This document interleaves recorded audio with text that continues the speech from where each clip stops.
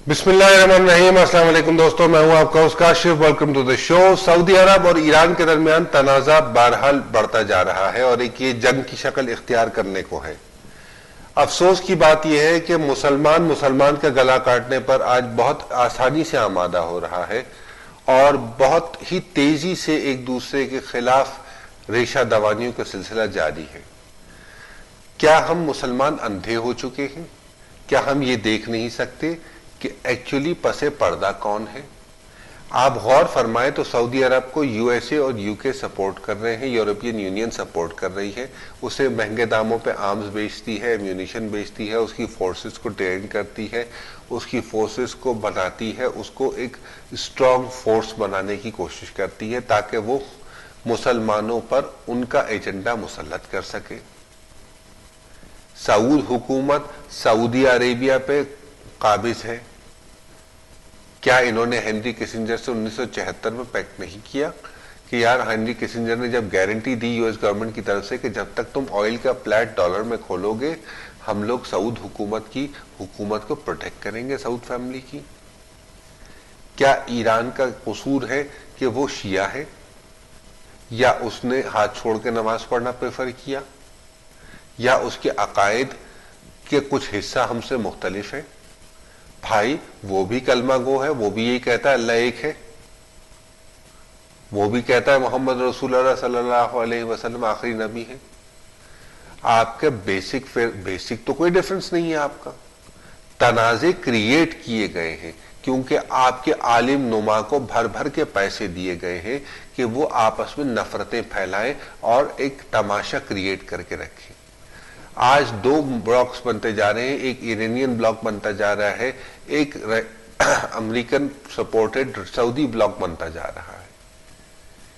क्या आप समझते हैं कि इन दो ब्लॉक्स को लड़वाकर अमेरिका और बाकी दुनिया जो है वो हमसे खुश रहेगी?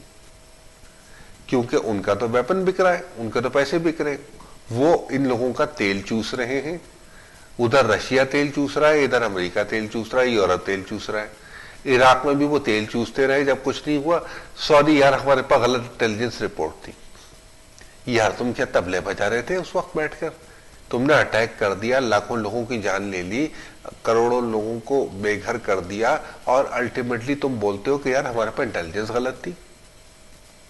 Sorry, we are very sorry, हमारे पास गलत इंटेलिजेंस आ गई थी।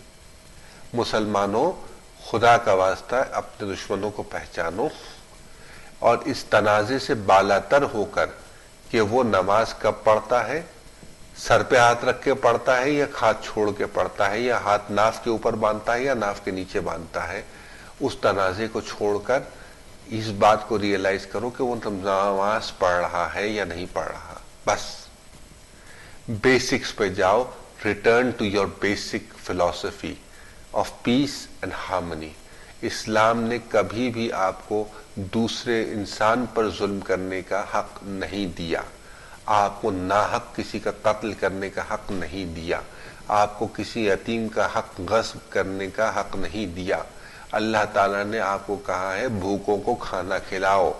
अल्लाह ताला ने ये नहीं कहा है कि तुम मुजरे न जाओ। अल्लाह ताला ने ये नहीं फरमाया कि तुम हिजाज मुकद्दसा पे अमेरिकन फौजों को सुअर खिलाओ। अल्लाह तबारक व तआला ने फरमाया है कि हिजाज मुकद्दसा को पाक रखो। हम तुम्हें रिस्क दे रहे हैं, तुम उस रिस्क का सही इस्तेमाल करो। आखिर ये क्या तमाशा है? क्यों हम इस तनाजे में पड़कर एक रशिया और अमेरिका की फिर एक कोल्ड वॉर चल रही है और वो प्रॉक्सी वॉर हमारे जरिए से खेल रहे हैं? क्योंकि दोनों का मिशन यही कि किसी तरीके से हम लोग आपस में भिड़ते रहे, लड़ते रहे।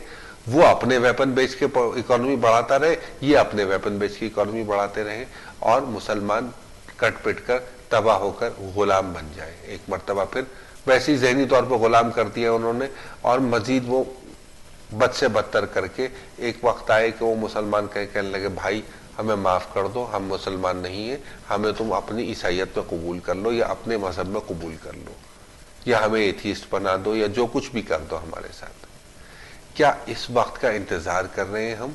हमारे आलिम नुमा उल्लू के पट्ठों की तरह मस्जिद के मिंबर पर खड़े रह के सिवाय बकवास के और कुछ नहीं करते, एक दूसरे से हेट्रेड फैलाते, नफरत फैलाते एक दूसरे के लिए। क्यों? بھائی تنازع کا حل کرنے کا حق صرف فقہ کے ایکسپرٹ کو، فقہ ایکسپرٹس کا فلسفہ ہے کہ وہ حل کریں اس کو، عرفاء کا کام ہے کہ وہ حل کریں، پراپر کوالیفائڈ علماء کا کام ہے کہ وہ تنازع پہ ڈسکس کر کے آپ کو فقہ جو ہے وہ دے دیتا ہے، ڈکلیریشن دے دیتا ہے کہ بھائی یہ ڈکلیریشن ہے، اس کو فالو کرنا ہے۔ پھر قیامت کے روز وہ فقہ ذمہ دار ہوتا ہے، وہ فقہا ذمہ دار ہوتے ہیں۔ کیا آپ سمجھتے ہیں کہ میں وہابی ہوں، چلے میں نے مان لیا تھوڑی دیر کے لیے، مجھے آپ وہابی مان لیں، ٹھیک ہے؟ کیا آپ یہ سمجھتے ہیں کہ سعودی فرما روا آ کے قبر میں میرا حساب دے گا؟ مجھے آپ تھوڑی دیر کے لیے اہل تشیع مان لیں، ٹھیک ہے؟ کیا آپ سمجھتے ہیں کہ ایران کا خمینی آ کر یا ایران کا فرما روا آ کر جو ہے وہ میری قبر میں حساب دے گا؟